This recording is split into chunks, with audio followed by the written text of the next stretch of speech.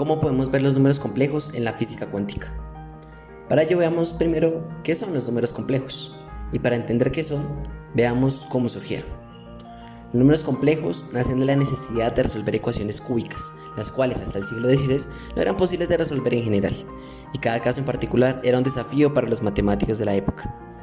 Estos números son representaciones de la forma z igual a a más b, donde el primer término es el valor real y el segundo el valor imaginario, donde i es la unidad imaginaria, es decir, la raíz de menos 1, pudiendo ser estos representados además en el plano denominado complejo, donde las abscisas representan los valores reales y las coordenadas los valores imaginarios. Estos números son una extensión de los números reales y que luego darían una base para el análisis matemático bastante amplio. Sin embargo, estos números, que por su nombre se dicen imaginarios, ¿tienen que ver algo con el mundo real? Y la respuesta es que sí. Y en la física se empezaron a usar en aplicaciones como el análisis de Fourier, análisis de circuitos, fractales y, como no, se empezaron a usar en aplicaciones en la mecánica cuántica. Pero en la mecánica clásica realmente solo fueron utilizados como una manera de facilitar cálculos matemáticos, tomando la parte real de sus soluciones o simplemente los valores que acompañan al valor imaginario, a diferencia de la mecánica cuántica, donde sus operaciones y sus propios resultados se toman y se interpretan de manera directa en la física.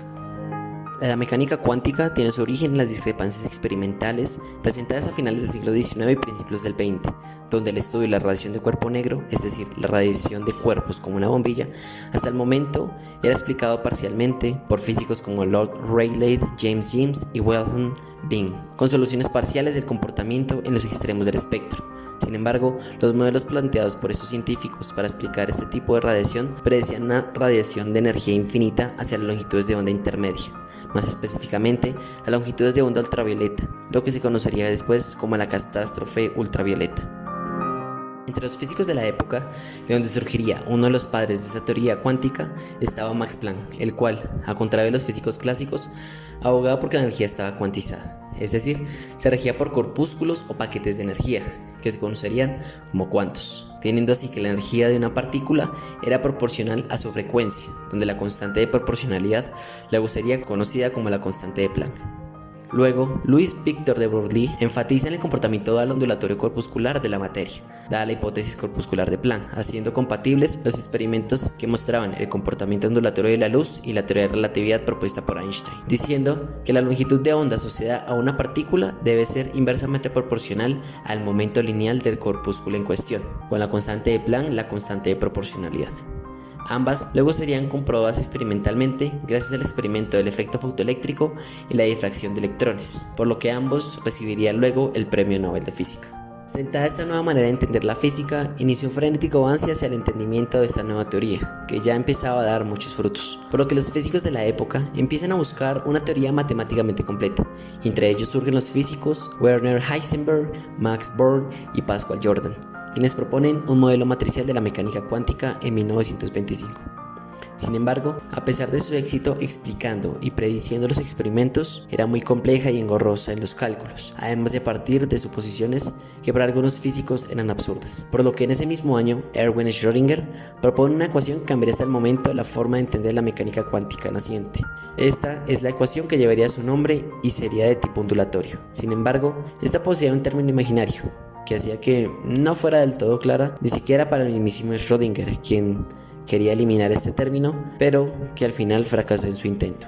Este valor I, el valor imaginario que antes vimos, para los físicos aún hoy en día es difícil de entender, pues pareciera que no tuviera mucho sentido, dado que una ecuación imaginaria, ¿cómo podría explicar el comportamiento del mundo real? Pues a diferencia de cómo se hacía en mecánica clásica, esas cantidades o las operaciones que se hacen con las cantidades imaginarias tienen un papel importante en la descripción de la física de nuestro mundo, como por ejemplo el módulo cuadrado de la función de onda, que representa la densidad de probabilidad de una partícula, o el producto interno entre vectores de estado. Pero, ¿qué significa esto?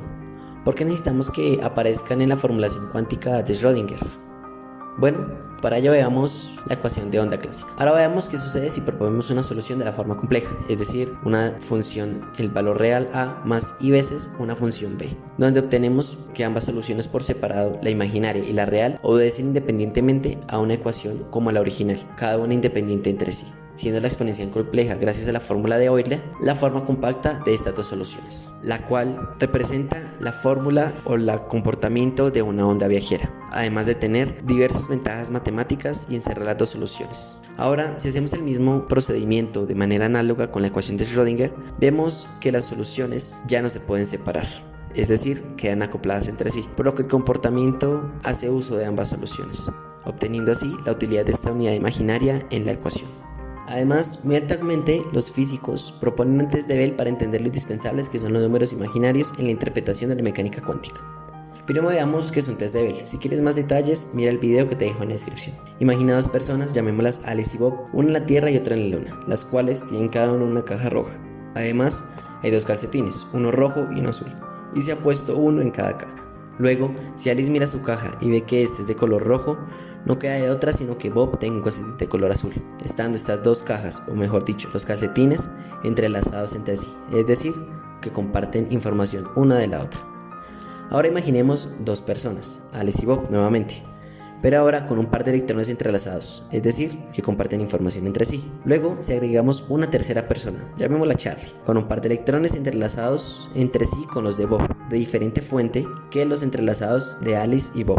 Luego, las partículas de Alice y Charlie no pueden estar entrelazados entre sí, dado que son de diferente fuente. Los resultados dan cuenta de que las partículas están correlacionadas de una manera que no se puede explicar con una descripción de los números reales, pues se necesitaría agregar información que está oculta en la parte imaginaria de la descripción compleja de la mecánica cuántica. Es decir, es necesaria esta parte imaginaria en la descripción de la ecuación de onda del sistema.